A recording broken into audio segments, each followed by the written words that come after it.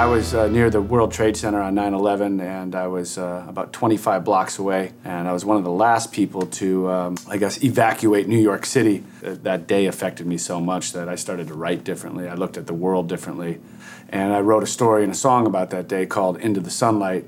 It had gotten some press on the internet, and somebody in the entertainment committee for MWR overseas in Europe had saw something online about the song and had asked if I'd come overseas and do a tour for the troops. The whole tour was in Northern Europe. It was 6 weeks long, and we went from all the way from Iceland to Norway and Germany and Belgium, and that tour went really well. It was really successful, and it definitely was like an experience that I had never had before, and really enjoyed being able to make a difference with music. Ethan and I met sometime later after that and started writing songs together, but amazingly enough, he still had the connection from the military tour. We sent our music over at the time, and they were just, you know, open arms, and they invited us to do an Iraq tour. It just kind of expanded into a whole career of 4 years of touring for the troops. It then went into playing in Afghanistan and all over the Middle East and Guantanamo Bay. And the Armed Forces Entertainment is the division of the military that brings bands over. They've been doing it for a lot of years, but we were really one of the first rock bands to actually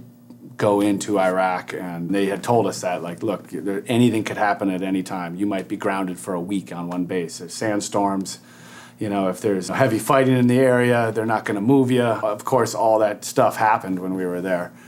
That made it really interesting. Now it's a lot easier to get bands in and out, and the system's really tried and tested. The meet and greets afterwards were, for us, actually the most enjoyable time, because you got to spend all that time with the troops and find out where they were from. And they were all interested in meeting you. You lived with them, you ate with them, and it was just, you were part of that whole experience over there. It's really amazing how much of a difference music makes, you know, for the troops and bringing a piece of home overseas. It was nothing like I had ever expected.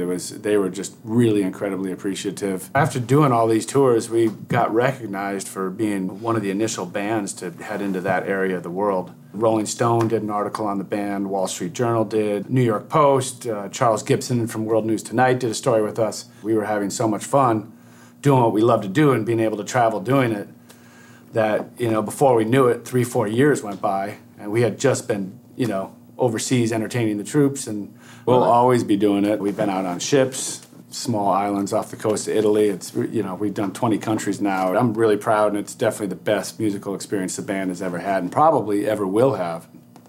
Can't wait to do it again. Here we are!